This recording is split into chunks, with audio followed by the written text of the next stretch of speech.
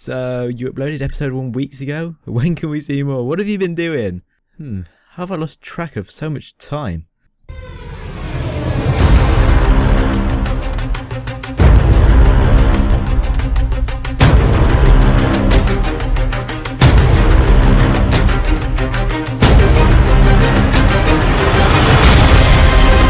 Yeah, so Pokemon Go was a thing. But as you all know, a RuneScape player can only be outside for so long before they start to burn and slowly die. So you have to come back inside to their computer and play RuneScape again. And that's why on this episode of Boss Into a Bill, we've got some QBD, we've got some Vindicta, we've got Nihils, we've got some huge bank gains towards the end of the video. So sit back and enjoy. Cue the intro. Get down, get up again, working you in overtime. Down, get up again.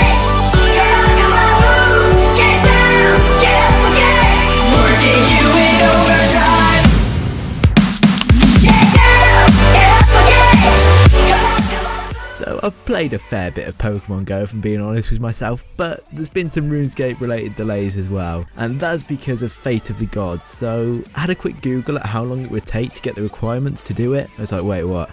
22 fucking hours? Now, this is bad because the two skills I mainly needed were agility and divination. Now let me just give you a taste and imagine yourself doing agility for 22 hours. I'm going to give you about 15 seconds now.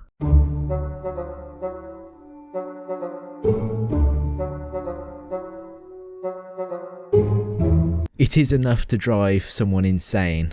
But anyway, carrying on from the last episode, believe it or not, our next Slayer task was Black Dragons. So I did a few kills at QBD and the rest at KBD. And this kind of got us back on our feet cash wise, and we really needed this as it allowed me to buy myself a Bando set and twin blades and have some spare cash for bossing supplies. And the first boss I tried was a duo with Duke and it was Vindicta, and to be honest, I was next to useless here, taking so many hits to be useful, but luckily for me, Duke carried me through the hour and split the loot with me, which was around 1.7 mil, which was kind of him. So decent loot, and honestly I had so much fun here, even though I didn't really get the boss and know the mechanics as it was my first time. I know I definitely want to come back here, and this should be a shorter term goal of the series, will be to learn some God Wars 2 bosses. Like I said, this was just so much fun. Then I finally got Fate of the Gods completed. And I hate questing normally, but this was actually quite a fun quest. Even though I didn't really get the story because I skipped all the dialogues, I actually quite enjoyed it. And now I've got access to Nihils, which are just so good and just easy money per hour, so brilliant progress there. But it seems as I wasn't quite ready for bossing. I grinded some more Slayer, and my god, spiritual mages are just amazing tasks. In the clip now you can see the guy with the scythe and he's just destroying everyone, just spinning and killing shit, but he's not picking up any of the drops. So I just got all of them, and they're all alchables for like 8-9k a time, so I just made so much money off 2 spiritual mages tasks. I ended up with close to 6 million, which was just ridiculous. So just selling a Slayer tab now, probably less than 5 tasks, and it already is around 8 million, and then I sold my Armadillo set to afford some Shadow Glaives, as I think the accuracy is going to be much more useful for what we were about to do next. So this is where the promise of the big bank gain comes in. I got a QBD task to kill 91 Black Dragons, which is why I bought the glaives. And I'm going to leave you with a few live updates I did after the kills now, just to keep you updated on how it went. So speak to you guys again in a minute.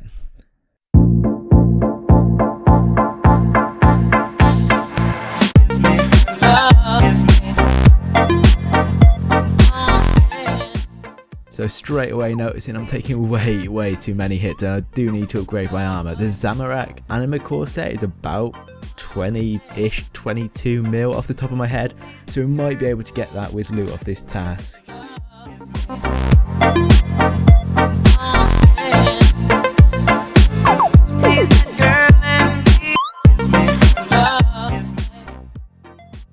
Hey, Vissy, I've been waiting years to get one of these bad boys. I know they're not as rare now, but that's still a nice drop.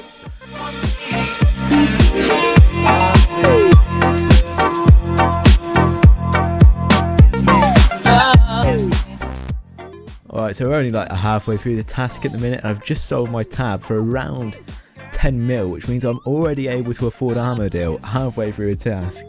That's freaking crazy. This is making me so much money, but hopefully now QBD should be a bit easier for me.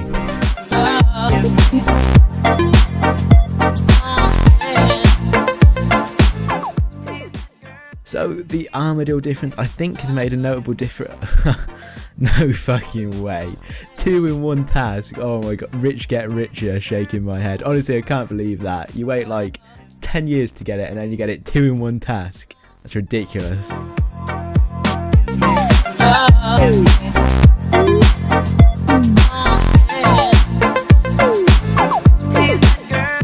So what I was saying in the last kill for the Visi rudely interrupted me.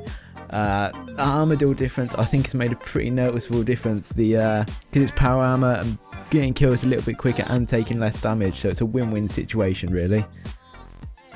Right guys, so I've been here for most of the day now, so I'm going to sell what's left in the tab. I've had amazing luck on the task, 2 Visis, so many crossbow components, and I think if I carried on the task I would have been on track for like 20 mil plus, but I think I'll just finish it off at normal dragons because I'm getting like 3 kills a trip, so it's agonizingly slow. And here I am playing an anima core top hopefully, but our total wealth is just over 30 million I think at the minute, which is some insane progress considering where we started the episode. But next goal will be to get the full anima core set, and that's going to help us so much when we go bossing. And I think at the minute I need a bit more money for the legs, so I'm going to go and do some slayer, hopefully get some spiritual mages and make back the money we need. So back again, 6 slayer tasks and several hours later. And what have I got to show for it, you might ask? About 2.5 million. Had a cool idea for a little montage of slayer tasks, make some money, get the drops highlighted, but Corridor decided to just fuck me so hard with the task she was giving me. So I basically wanted tasks that just made a lot of money. Spiritual mages, dark beasts, black dragons again, anything. First task, greater demons. So I skip.